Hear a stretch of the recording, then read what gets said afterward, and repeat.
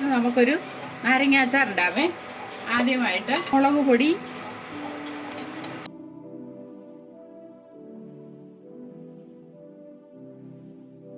മൂന്ന് സ്പൂൺ മുളക് പൊടി എടുത്തേ. ടീസ്പൂണിന് 3 സ്പൂൺ. ഇച്ചിരി മഞ്ഞൾപ്പൊടി,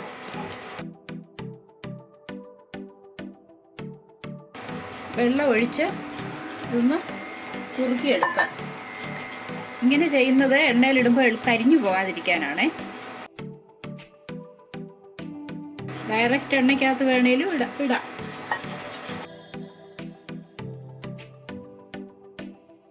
ഒഴിച്ചത് പച്ചവെള്ളം ഒഴിക്കല്ല്, വെള്ളം ഒന്നിച്ചൊഴിക്കല്ല്.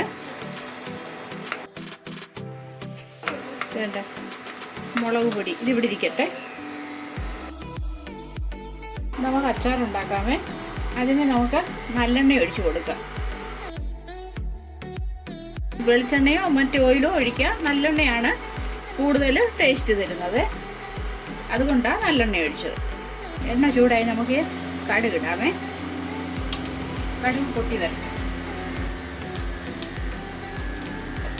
കടുക് പൊട്ടി വന്നേ നമുക്കിനി വെളുത്തുള്ളി ഇടാം.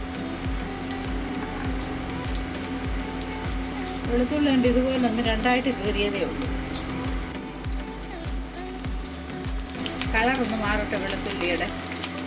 നമുക്ക് ഇഞ്ചി കരിയാപ്പിലയും കൂടെ ഇടാമേ. ചെറിയ തീയിലാണ് ഇടേണ്ടത്. തീ ഒരുപാട് ഇട്ടാൽ പെട്ടെന്ന് അങ്ങ് കരിഞ്ഞു പോകും.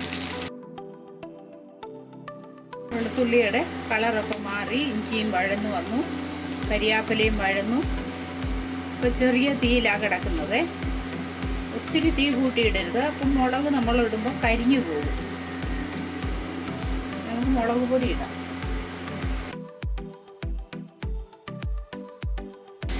ചൂടുവെള്ളം ഒഴിച്ച് കുഴച്ച് വെച്ചിരുന്ന മുളക് പൊടിയാണ്. മുളക് പൊടി, ഒരു നുള്ളു മഞ്ഞൾപ്പൊടി.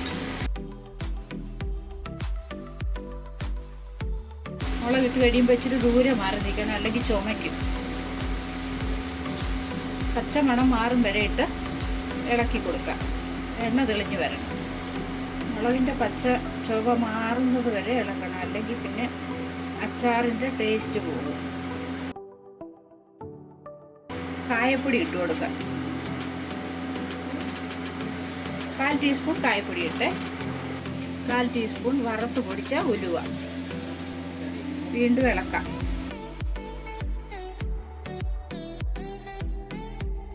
ഇതുകൊണ്ട് പാനേന്ന് വിട്ടു പോകുന്നുണ്ട്, അതാണ് പരുവ്. മുളക് പൊടി ഉരുണ്ടത് കണ്ടോ, അതാണ് പരുവ്. എണ്ണയും തെളിഞ്ഞു വരുന്നുണ്ട്. ഇനി നമുക്ക് ഇതിനകത്തോട്ട് ഇച്ചിരി ചൂടുവെള്ളം ഒഴിച്ചു കൊടുക്കാം. ചൂടുവെള്ളം ഒഴിക്കണേ, പച്ചവെള്ളം ഒഴിക്കരുത്. തിളയ്ക്കണം നല്ലതുപോലെ. ഉപ്പ് ഇതുവരെ ഇട്ടിട്ടില്ല. നാരങ്ങ മുറിച്ച് വെച്ചപ്പോൾ ഉപ്പ് ഇട്ടതാണ്. അപ്പോൾ നാരങ്ങ അവിടെ ഇട്ടിട്ട് ഉപ്പ് കുറവാണെങ്കിൽ നമുക്ക് ഇട്ട് കൊടുക്കാം. എണ്ണ തെളിഞ്ഞു വന്നിട്ടുണ്ട്. ഇത് നമുക്ക് ഓഫ് ചെയ്തിടാം. ഇച്ചിരി ചൂട് മാറിയിട്ടാണ് നാരങ്ങ ഇടുന്നത്. നാരങ്ങ ഇട്ട് കൊടുക്കാം. ചൂട് മാറി. നാരങ്ങ 3-4 ദിവസം മുമ്പ് അരിഞ്ഞ് ഉപ്പിട്ട് വെച്ചിരുന്ന നാരങ്ങയാണ്, അതിട്ട് കൊടുക്കാം.